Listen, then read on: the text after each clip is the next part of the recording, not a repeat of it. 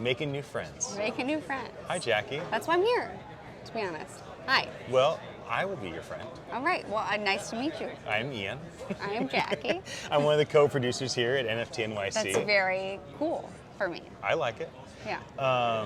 Tell me a bit about yourself. I don't know you yet. My name's Jackie Courtney. I am a mother of two. I have Awesome. a 5-year-old and a 1.5-year-old, which keep me very busy. I imagine that's true. And a husband who really got me into sort of this space. Okay.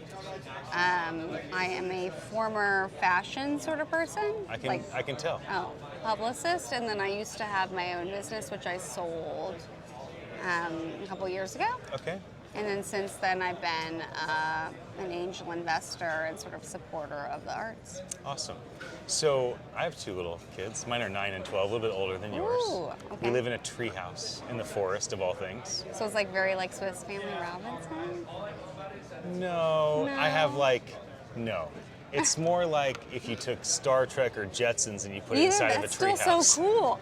My husband and I It's we're like both a from, super advanced custom home tree house. Can you send it to me? Yeah, I'll show it to you. Because my husband's It's going to fun. be like. I've done my husband I've done dozens of these interviews from Okay, there. so my husband will definitely be like, "This is our future." I just want you to know, because we're both It's a from like fantasy a of a small future. town. Yeah. So like living in like New York and Brooklyn was never our. Is that where you're at now? Yeah. So Okay. we're based in Brooklyn. I've been in New York for For fashion? almost 20 years. Okay. Yeah. Okay.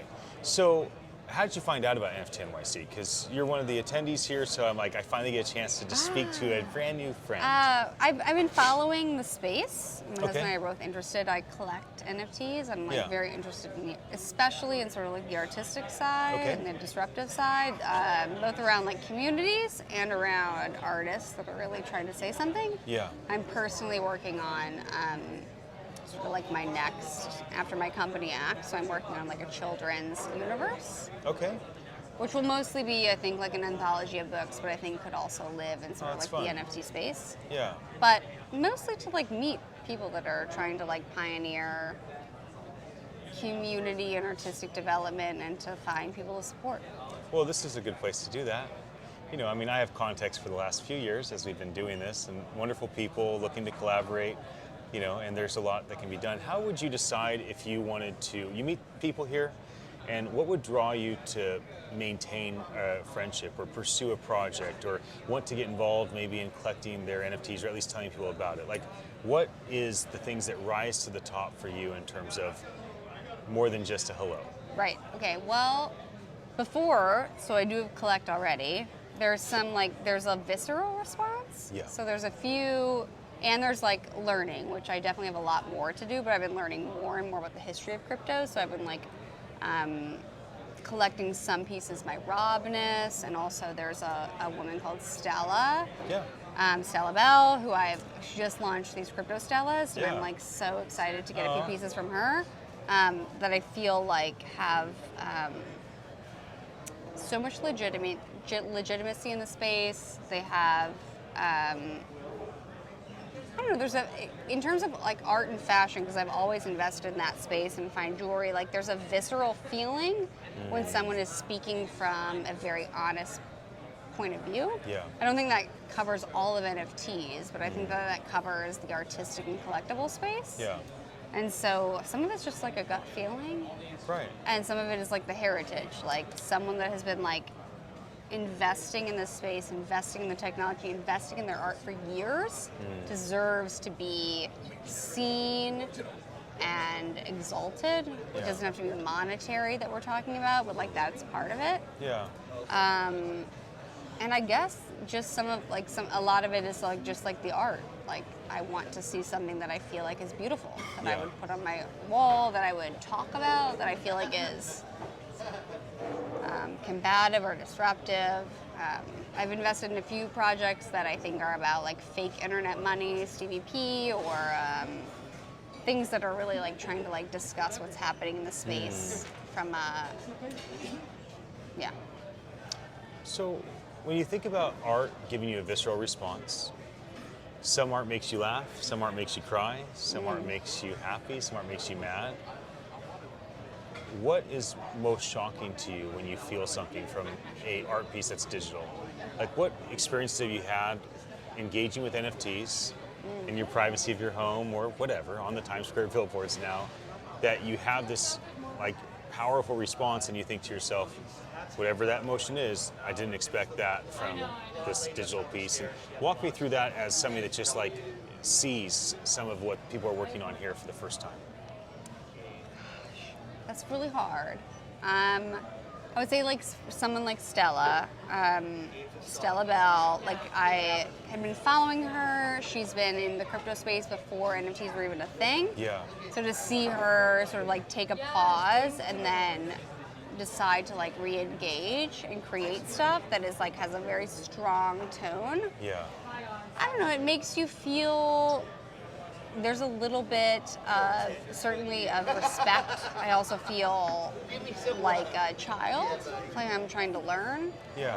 But as like a newer person to the space, I feel like that's okay. Trying to think of there's other artists that I love. Like I love David Horvath.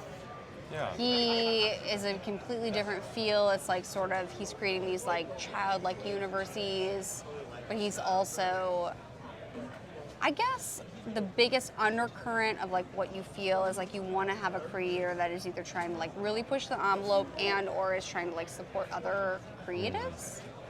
Because like if you're going to put your money there, you want to feel that it's going to go to something that means something. Yeah. And for me, that is not like a multiple of, certainly like when you're investing in art and artists, you don't want to lose all of your money, but you want it to mean something. That's good. So David Horvath is a very different feel, but like he's creating these universes. I have children, so like Yeah. it feels, and I like somebody that's like that is trying to bridge worlds between like the normal art world and like sort of like the NFT space, which can, like, even though I wouldn't say like fully part of it, can feel very sort of like a bubble. Right. Absolutely.